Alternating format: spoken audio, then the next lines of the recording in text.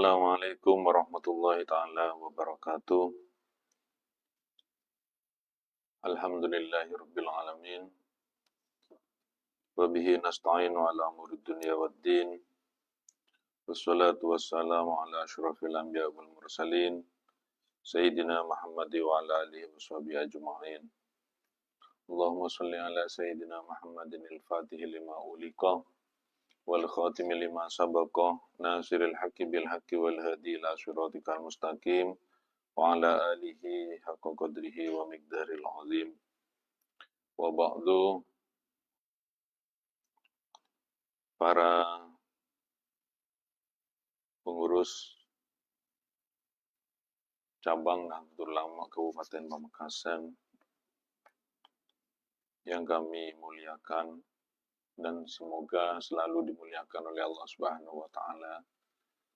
Para pemirsa yang setia mengikuti kajian kitab Risalah Ahlussunnah wal Jamaah PJNU Kabupaten Pamekasan yang selalu dirahmati oleh Allah Subhanahu wa taala. Kita saat ini berada pada hari ke-9 pelaksanaan ibadah puasa kita di bulan Ramadan tahun 1447 Hijriah. Semoga kita selalu dikaruniai kekuatan untuk menyelesaikan ibadah puasa kita dan diberi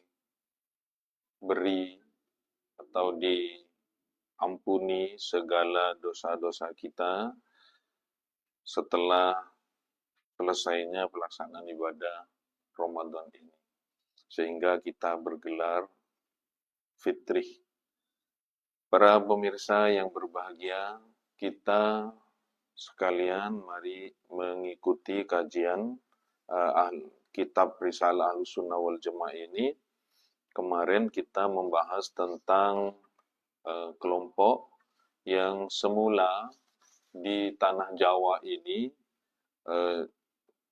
mengikuti pendapat atau yang diamalkan Amaliyah Ahlussunnah wal Jamaah di tanah Jawa ini mengikuti pada satu dasar, yaitu fikihnya kepada Imam Muhammad bin Idris dan tauhidnya kepada Imam Abil Hasan al-Asy'ari dan tasawufnya mengambil pendapatnya Imam Ali dan Abil Hasan Asy'ari.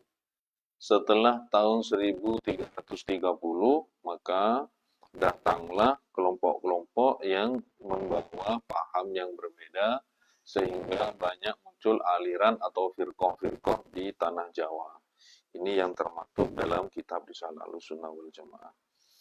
Pertama, yaitu kelompok yang masih mempertahankan akidah Ahlussunnah wal Jamaah, sama halnya dengan yang dijalankan oleh Nahdlatul Ulama.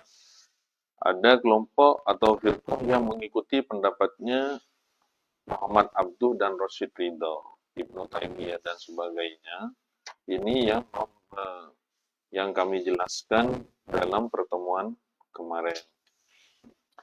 Berikutnya adalah Bismillahirrahmanirrahim. Wa minhum rafidiyuna yusubbuna sayyidana Abu Bakrin wa Umar radhiyallahu anhuma. Sebagian lagi ada kelompok Rafidiyunah, kelompok Syiah Rafidah. Yasubbuna Sayyidina Abu Bakrin, yang selalu mencaci maki kepada Sayyidina Abu Bakar dan Sayyidina Umar radhiyallahu anhuma. Semoga Allah selalu meridainya kepada beliau berdua. Wa yakrahuna sahabata radhiyallahu anhum, dan sangat benci kepada para sahabat radhiyallahu anhum. Semoga Allah meridai kepada para sahabat. Wa yubalighuna hawa sayyidina Ali wa ahli baitihi ridwanullah alaihim ajma'in, dan melebih-lebihkan cinta kepada Sayyidina Ali dan keluarga Sayyidina Ali ridwanullah alaihim ajma'in. Semoga Allah selalu meridainya. Jadi kelompok ini kelompok yang selalu mencaci maki kepada para sahabat, khususnya di sini adalah Sayyidina Abu Bakar dan Sayyidina Umar. Sangat membenci para sahabat. Gantinya ini mengagung-agungkan atau mencintai Sayyidina Ali dan keluarganya dengan cara yang berlebihan. Ini kelompok yang ketiga. Kelompok ini menyebarkan kebencian terhadap para sahabat di kalangan kaum muslimin.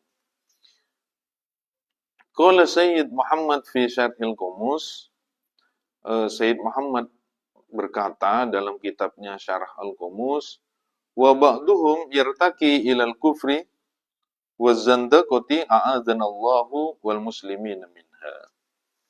Dan sebagian dari mereka, dari kelompok Rafidah ini, Syiah Rafidah ini ada yang naik levelnya, naik ke tingkatan kufur. Wa zandaqati, dan kafir zindik. Kafir zindik ini adalah kafir yang tampaknya Islam, tapi dia kafir hakikatnya. Karena dalam Syiah itu saking berlebihannya mengkultuskan Sayyidina Ali dan keluarganya, menggiring mereka kepada kekufuran. Di Syiah itu ada, kemarin dalam pertemuan kemarin itu saya jelaskan Syiah itu ada 22 golongan. 22 golongan yang didirikan oleh Abdullah bin Saba, seorang pendeta yang datang ke Madinah dengan dia di saat jadi pendeta itu orang besar yang sangat dihormati dan dibutuhkan di Kufah itu, dan setelah itu dia datang ke Madinah memeluk agama Islam. Akan tetapi dia merasa orang besar, tidak mendapat sambutan yang merasa dirinya dimuliakan oleh khalifah ataupun dari para kalangan sahabat kaum muslimin di Madinah, maka sehingga dia mengagung-agungkan yang berlebihan kepada Sayyidina Ali. Dia membenci kepada khalifah dan para sahabatnya itu. Sehingga lahirlah Syiah Sabaiyah. Ini kunci daripada Syiah Sabaiyah. Syiah Sabaiyah ini ada sekarang tapi hampir punah. Dalam kajian ilmu kalam dan ilmu firqah, para ulama Ahlussunnah wal Jamaah itu menjelaskan bahwa Syiah itu terbagi menjadi 22, bahkan ada yang mengatakan sampai 24 golongan. Salah satu ulama yang merinci firqah atau yang merinci Syiah itu berfirqah menjadi 22 itu adalah Abdul Qahir Al-Baghdadi. Ini dalam kitabnya Al-Farqu Bainal Firaq. Dan juga di kalangan Ahlussunnah wal Jamaah, Abul Hasan Al-Asy'ari dalam kitab Mulaqatul Islamiyyin. Dari ulama-ulama ini sehingga kita mengetahui bahwa Syiah atau Rafidah ini terpecah menjadi 22 golongan.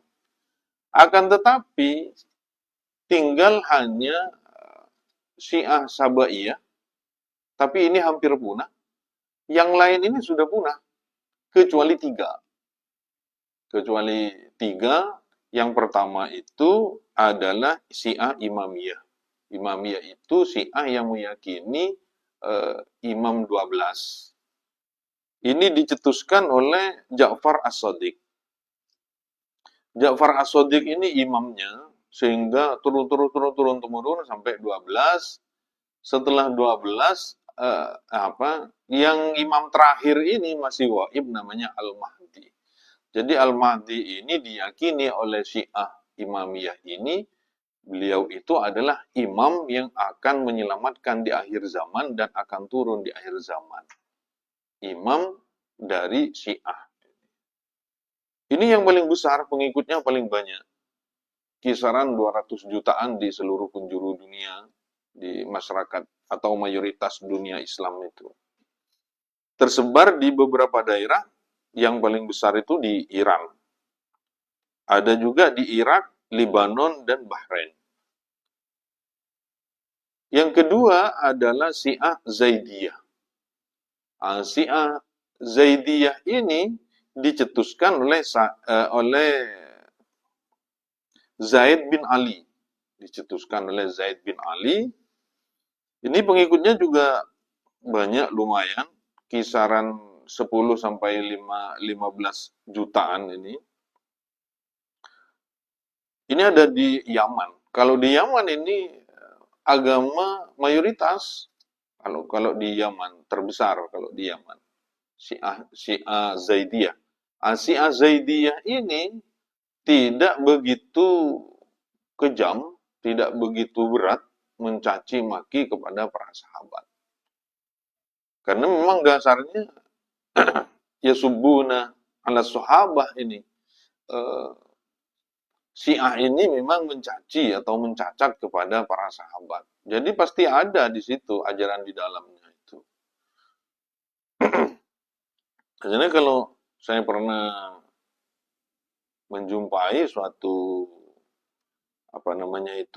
video lah di situ, syahadatnya itu memang asyhadu an la ilaha illallah wa asyhadu anna Muhammadan abduhu wa rasuluh wa asyhadu anna Abu Bakrin wa Umar wa Habsah finnar. Gitu, syahadatnya kayak gitu. Jadi melaknat kepada para sahabat itu dimasukkan ke syahadat itu. Akan tetapi Syiah Zaidiyah ini tidak begitu berat. Mungkin syahadatnya Syiah Zaidiyah tidak ada laknatullah ini mungkin ya.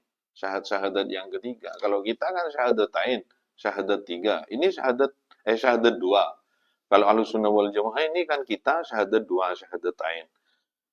Syiah ini syahadatnya 3. Yang terakhir itu isi laknat. Mungkin Syiah Zaidiyah ini mungkin karena tidak begitu membenci kepada para sahabat, syahadat yang ketiganya mungkin dihapus. Yang ketiga adalah Ismailiyah. Ini imamnya Ismail bin Ja'far. Ada di India, Pakistan, dan Afrika Timur. Tidak begitu banyak ini pengikutnya. Yang paling banyak itu adalah Syiah Imamiyah. Dan kalau kita bedah satu persatu, ini memang sangat mencolok sekali perbedaannya antara Ahlussunnah wal Jamaah dengan Syiah. Yang paling mendasar itu adalah yasubbuna ala sahabah. Itu. Yang paling mendasar di situ, terutama ini kepada Khulafaur Rasyidin selain Sayyidina Ali.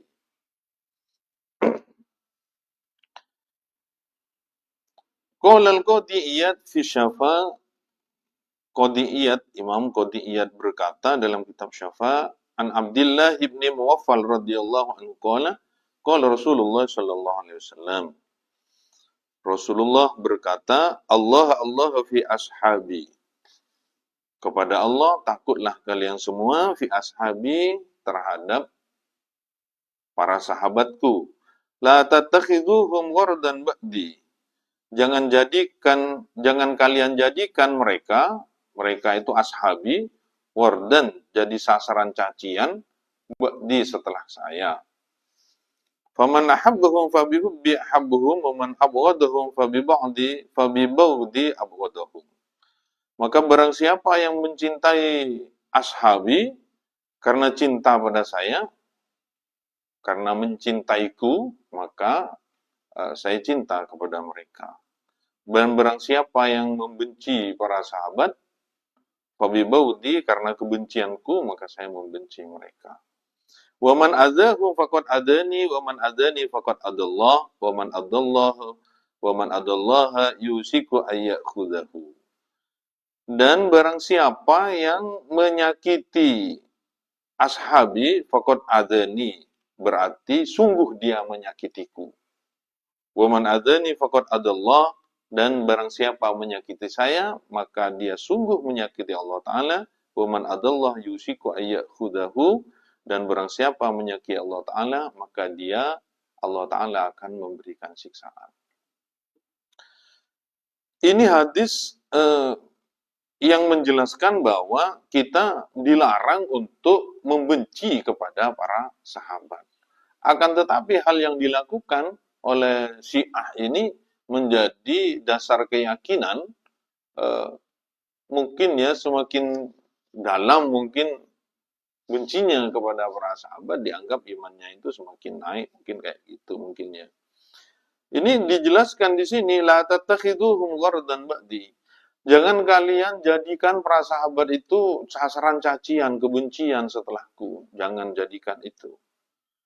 Waman adahum, barang siapa menyakiti, faqad adani. Menyakiti ashabi, maka sama halnya dia menyakitiku. Nah, bagaimana dia? Wong para sahabat, Rasulullah sendiri mengatakan, barang siapa yang menyakiti para sahabat itu, sama halnya menyakiti Rasulullah. Kalau menyakiti Rasulullah, Allah Ta'ala itu yang bertindak. Faqad adallah. Orang yang menyakiti Rasulullah, maka Allah Ta'ala sama halnya dengan menyakiti Allah Ta'ala. Wong Allah Ta'ala disakiti, ya kita sudah tahu sendiri apa yang akan menimpa dia.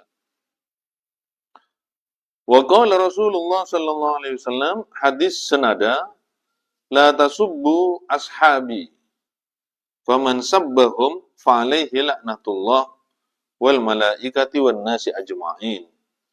Jangan kalian mencaci maki para sahabatku, dan barang siapa mencaci maki ashabi fa alaihi, maka kepadanya laknat Allah Ta'ala dan laknat malaikat, laknat manusia ajma'in keseluruhan. Jangan mencaci maki kepada para sahabat. Jadi tidak hanya di sini dilarang oleh Rasulullah, tapi ada laknat Allah Ta'ala dan para malaikat. Dia akan ditimpa laknat Allah Ta'ala, laknat malaikat, dan laknat manusia. Ini hadis ini. La yakbalullah, kelanjutannya, la yakbalullahu minhu sirfan wala adlan. Allah Ta'ala tidak akan menerima dari orang yang mencaci tersebut sirfan, ibadah fardhu, wala adlan, atau ibadah sunnah. Allah Ta'ala tidak menerima amal ibadahnya, baik itu berupa ibadah fardhu maupun ibadah sunnah. Lah kalau Allah Ta'ala sudah tidak menerima, gimana itu keyakinannya? Amal ibadahnya gimana? Kita mempertahankan keyakinan, konsekuensinya amal ibadah tidak diterima oleh Allah Ta'ala. Ini kelompok Rafidhah. Hadis senada juga, wa qala sallallahu alaihi wasallam, la tasubbu ashabi. Jangan kalian mencaci maki para sahabatku. La tasubbu ashabi, jangan kalian mencaci maki para sahabatku. Fa innahu yaji'u qaumun fi akhir zamani yasubbun ashabi. Maka sesungguhnya akan datang suatu kaum di akhir zaman yasubbun ashabi, yang mencaci maki para sahabatku. Jadi Rasulullah itu sudah memperingatkan jangan mencaci maki para sahabatku, karena Rasulullah itu sudah mengetahui bahwa di akhir zaman itu akan datang suatu kelompok yang mencaci maki para sahabat Nabi. Sebelum Rasulullah wafat, diwanti-wanti oleh Rasulullah, karena sudah diketahui bahwa di akhir zaman itu ada suatu kelompok yang suka mencaci maki para sahabat Nabi.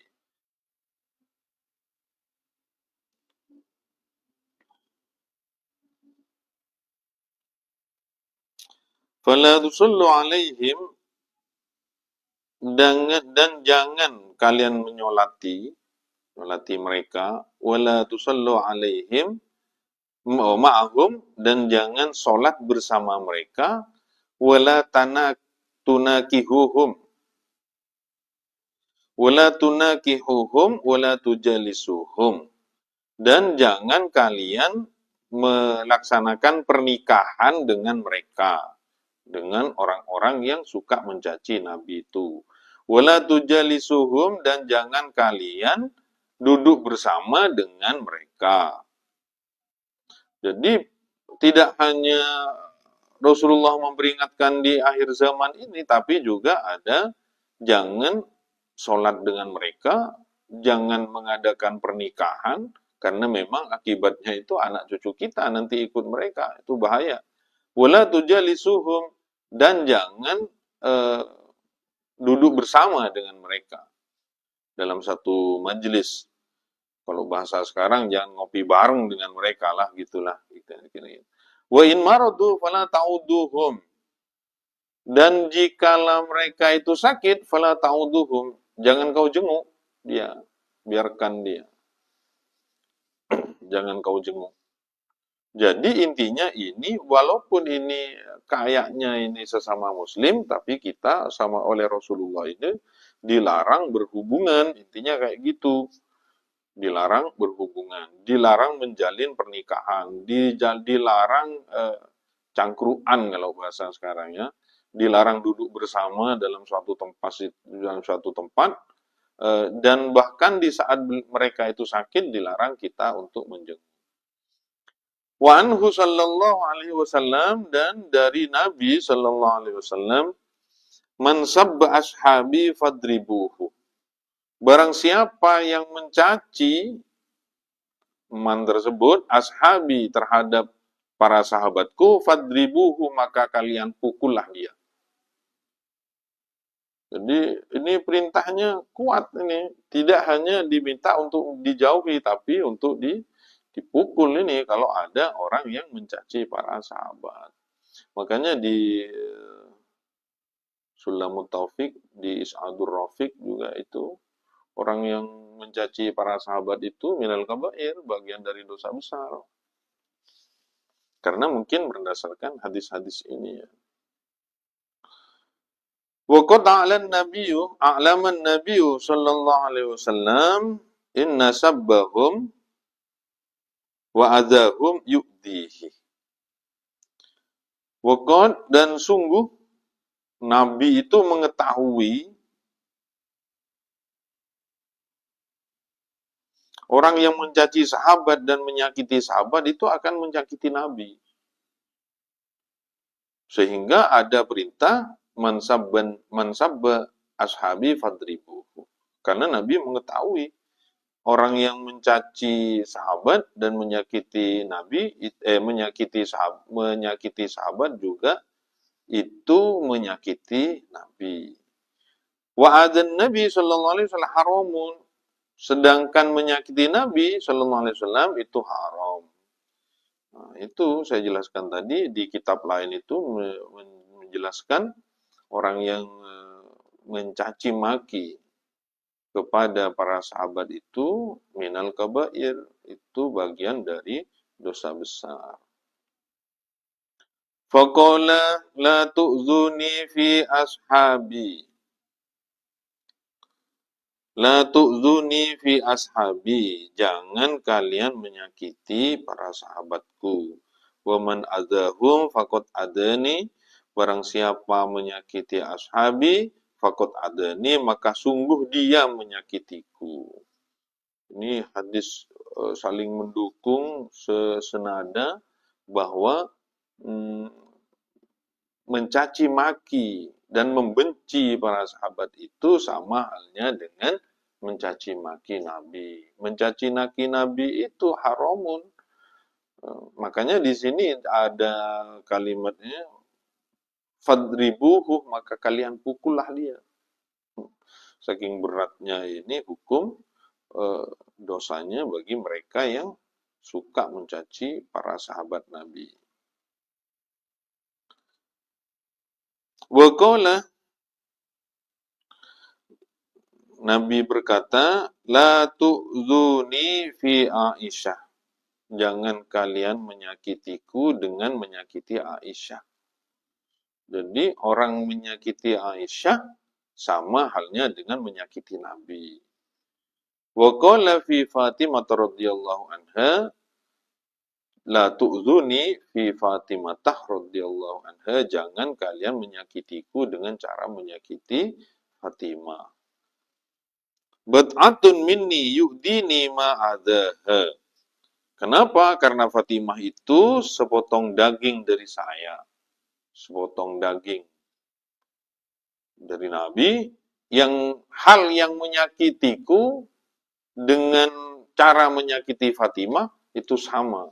Artinya, apapun yang membuat Fatimah itu sakit dengan hal tersebut, maka sama halnya dia menyakiti Nabi Muhammad SAW. Oleh karena itu, Ahlussunnah wal Jamaah terhadap atau tanggapan menanggapi Syiah Syiah Rafidhah ini sangat berat. Ini menganggap kafir, zindik bahkannya kafir, zindik. Zindikoh itu nampaknya Islam. Dia kafir tapi nampaknya Islam. Kafir zindik itu. Jadi kelompok yang ini adalah kelompok Syiah Rafidhah. Para pemirsa yang berbahagia, wa minhum ibahiyuna yaquluna. Dan berikutnya adalah kelompok ibahiyun. Golongan yang selalu menggampangkan atau memudahkan semua perkara. Perkara agama tentunya ini ya. Ibahiyun ini asal kata dari ibahah. Jadi semuanya gampang, boleh gitu ya.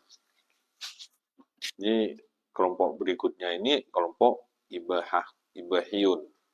Asal kata dari ibahah, segala sesuatunya itu dianggap gampang. Karena ini berkenaan dengan keyakinan, berarti ini menggampangkan tentang pelaksanaan agama. Yaquluna, mereka berkata, innal abda idza balagha ghayatal mahabbah wa safa qalbuhu minal ghaflah wa ikhtarul imana 'alal kufri wal kufran saqata anhul amru wan nahyu. Sesungguhnya hamba dikala sudah sampai pada tingkatan tingginya mahabbah, wasofa qalbuhu dan bersih hatinya, minal waflah dari lupa, wakhtarul iman alal kufri wal kufran, dan dia hamba itu memilih terhadap iman atas kafir dan kufur, sakoto anhul amru wan nahyu, maka gugur daripada abdu, hamba tersebut, suatu perkara yang diperintah syara, wan nahyu, dan perkara yang dilarang oleh syara, oleh agama. Jadi mereka itu meyakini bahwa seorang hamba dikala sudah nyampe pada tingkatan tertentu, tingkatan mahabbahnya itu sudah tinggi, sudah masuk pada tingkatan mahabbah tertentu, dan hatinya sudah bersih dari lupa, maka dia sudah gugur kewajibannya, serta gugur terhadap larangan agama. Misalkan dia itu tidak sholat, misalkan dia itu mencuri, ini meninggalkan perintah dan menjalankan larangan. Ini gugur tentang itu. Artinya dia sudah boleh berbuat demikian. La wala yudkhiluhu Allahun narah birtikabil kabair, dan Allah tidak boleh memasukkan ke neraka atas pelanggaran atau pelaksanaan dosa besar. Jadi biarpun mereka melakukan dosa besar, ini Allah Ta'ala tidak berhak memasukkan hamba yang melakukan dosa besar tersebut ke dalam neraka. Karena dia sudah nyampe pada mahabbah tingkatan tertentu. Dan hatinya sudah bersih dari kelupaan. Dan keyakinan ini yang membuat dia kelompok ini sesat. Ini ibahiyun, kelompok yang memudahkan perkara. Wakhtarul iman alal kufri wal kufron. Ini kufur, ini kafir, wal kufron juga maknanya juga kafir.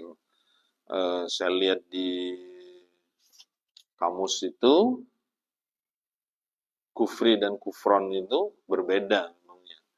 Kalau kufru, kafir ini kafir atau mengingkari keyakinan atau iktikad yang berkenaan dengan tauhid atau agama. Ini kafir, kufru, al-kufri. Kalau kufron, ini ingkar terhadap nikmat. Dia enggan untuk bersyukur. Dia tidak bersyukur, itu kufur. Kufur dia. Jadi ada di ayat itu, inna hadainahu sabila imma syakiran wa imma kufura. Sungguh kami telah tunjukkan jalan, ada yang bersyukur dan ada yang kufur. Jadi kufur ini adalah menjelaskan tentang kufur nikmat. Kalau kufru, itu ingkar terhadap keyakinan atau akidah. Kalau kufron, ingkar terhadap nikmat, mensyukuri nikmat. Itu bedanya. Saya cari tadi kemarin itu, ini kan maknanya kok sama, kok ditulis di sini oleh Hadratus Syekh. Tak mungkin kalau makna yang sama itu dimasukkan itu kalau tidak ada maksud tertentu. Ternyata itu ya. Para pemirsa yang berbahagia, jadi ibahiyun ini adalah orang-orang yang meyakini kalau dia ibadahnya sudah nyampe pada tingkatan mahabbah tertentu, dia hatinya sudah bersih dari lupa, dia tidak perlu lagi menjalankan perintah syara dan tidak perlu lagi meninggalkan larangan syara. Andai kata dia melakukan dosa besar, la yudkhiluhullahun narah, Allah Ta'ala tidak boleh memasukkan dia ke dalam neraka. Walaupun dia melakukan dosa besar. Itulah keyakinan yang dipahami, yang diikuti oleh ibahiyun. Wa ba'duhum yaqulu, sebagian mereka berkata, innahu taskutu anhul ibadatut dhahirah. Ibadatut dhahiratu. Gugur dari seorang hamba tersebut ibadah-ibadah zahir. Jadi ibadah zahirnya kayak sholat, puasa, zakat, kayak gitu. Ibadah-ibadah zahir kayak gitulah. Bukan urusan hati. Ini gugur. Jadi biarpun dia tidak melakukan sholat, dia tidak dosa, itu keyakinan mereka. Wa takunu ibadatuhu takaffurah wa tahsinal akhlaqil batinah. Ibadah mereka itu berupa apa? Berupa pemikiran atau mikir, tafakkur, wa tahsinal akhlaq, dan selalu memperbagus akhlaknya al-batin, di hati, di dalam. Jadi akhlak batinnya itu yang diolah, pemikirannya yang diolah supaya menjadi bagus. Itu ibadah dari seorang ibahiyun. Kalau sudah nyampe pada tingkatan tertentu. Qala Sayyid Muhammad fi Syarhil Ihya. Sayyid Muhammad berkata dalam kitab Syarah Ihya. Wa hadza kufrun wa zandaqatun wa dolalah. Kelompok ini adalah kafir dan zindik, wadolalah dan sasar. Walakinnal ibahiyuna mawjuduna min qadimiz zaman. Akan tetapi kelompok ibahiyun ini, kelompok yang selalu menggampangkan ini ada memang min qadimiz zaman, dari zaman awal. Juhalun dullalun laisa lahum ra'sun ya'lamul ilmu syar'iyyah kama yambawi. Mereka itu bodoh dan sasar. Dan mereka itu tidak ada pemimpin yang memahami tentang ilmu syara. Tidak ada pimpinan yang memahami ilmu syara. Inilah kesalahan ibahiyun. Jadi dari dulu-dulu itu memang sudah ada, akan tetapi ini tidak ada pemimpin tertentu, tidak ada ulamanya gitulah. Tidak ada ulamanya yang kuat yang begitu memahami tentang ilmu syara. Inilah yang disebut dengan ibahiyun, kelompok yang menggampangkan syarak lah begitu ya, menggampangkan keyakinan tanpa berlandasan yang benar. Para pemirsa yang berbahagia, selanjutnya adalah wa minhum man qala bitanasuhil arwahi wa intiqaliha abadal abadi fil ashkhasi takhruju min badanil akhari min jinsihi aw ghairihi. Wa minhum, sebagian kelompok, man, seseorang, kolah berkata, bitana suhil arwahi, reinkarnasi ruh, wantikoliha, dan pindahnya ruh, abadal abadi, selama-lamanya, forever, selama-lamanya, fil askhosi, terhadap beberapa badan, takhruju, yang keluar ruh tersebut dari badan yang lain, dari jenis yang berbeda ataupun sama, awairihi, atau lainnya. Jadi ini ada kelompok yang meyakini reinkarnasi. Seseorang sudah meninggal dunia, rohnya itu masuk kepada tubuh yang lain, yang ditinggalkan oleh rohnya. Jadi roh si A ini sudah tidak ada, sudah meninggal, maka rohnya ini gentayangan masuk kepada tubuh yang ditinggalkan roh itu juga. Bahkan masuk kepada janin gitu kan ya. Kepada janin itu adalah calon anak yang ada dalam kandungan. Masuklah di situ. Nah ini reinkarnasi namanya. Wa za'ama haula anna ta'zibaha wa tan'imaha fiha bihasabi zakaiha wa khubsiha. Dan mereka ini mengklaim bahwa sesungguhnya penderitaan atau penyiksaan terhadap arwah tersebut dan merasa nyaman dari arwah tersebut bihasabi zakaiha, ini tergantung dari bersihnya roh dan kotornya roh tersebut.